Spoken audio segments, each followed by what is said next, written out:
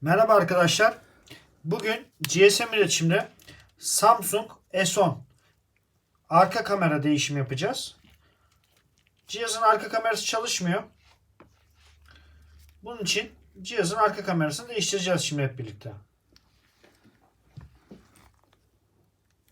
Öncelikle cihazın sim tepsisini çıkartıyoruz. Sim treyi. İstersen göstereceğim. Çalışıyor.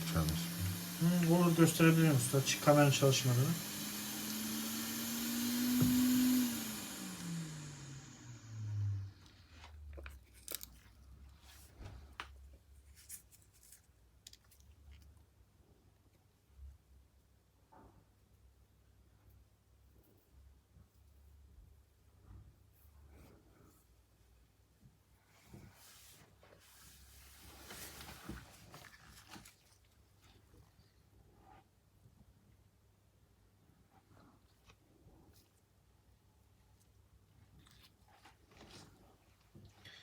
Arka kamerayı seçtiğimizde cihaz bu şekilde donuyor kalıyor.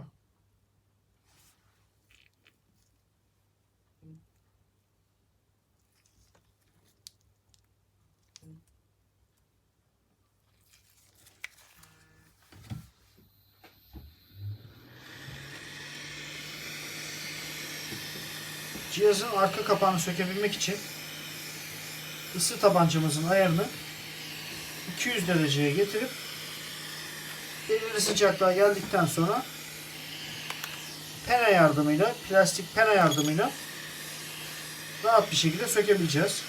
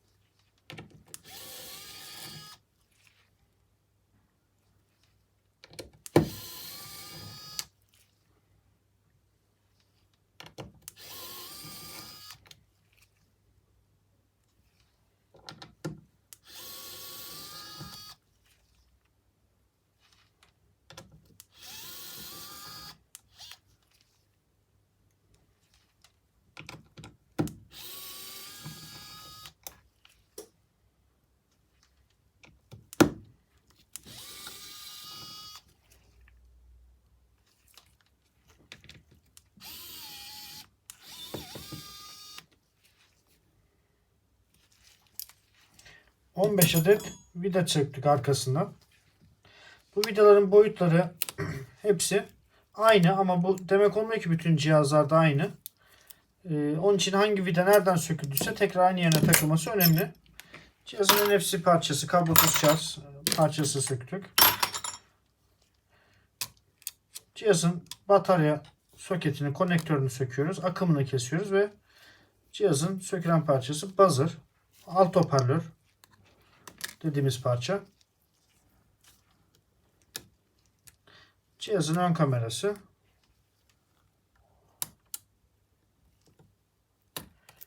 Ekran konektörü.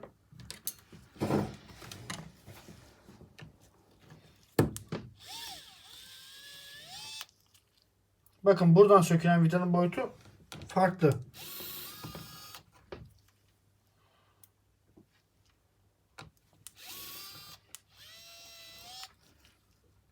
Rengi de farklı var. Evet. Yanlış vida yanlış yere takıldığı zaman hem cihaza zarar verir hem de ekrana kadar ilerleyebilir. Onun için hangi vida nereden sökülürse tekrar aynı yerine takılması çok önemli.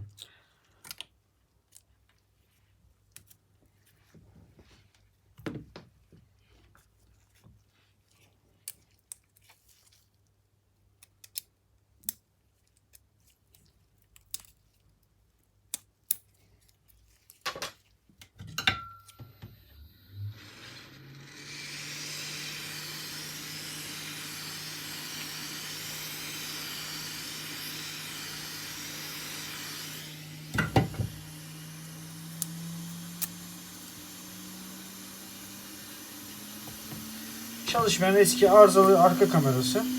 Şimdi bunu yenisiyle değiştireceğiz.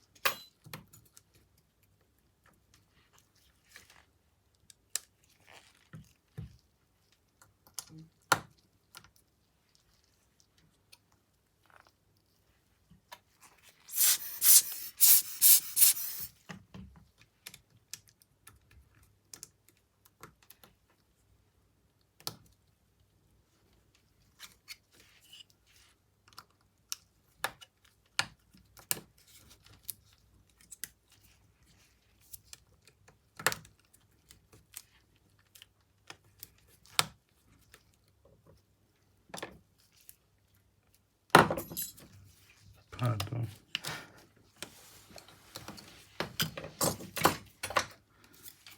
Bazen oluyor. Olabilir usta, problem değil.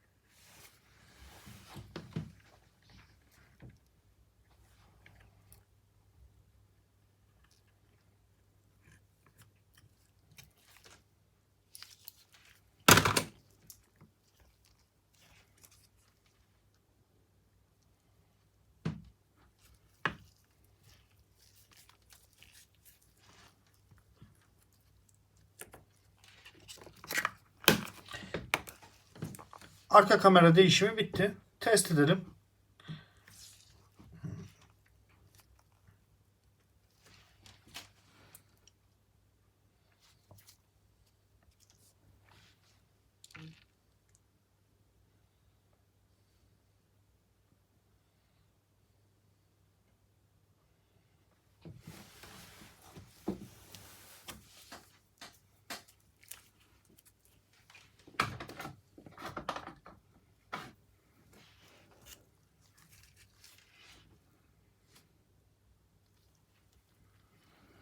Önemli değil.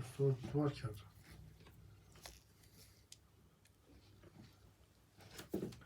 Artık direkt arka kameraya giriyor. Ön kamerayı da kontrol edelim usta. Tamam.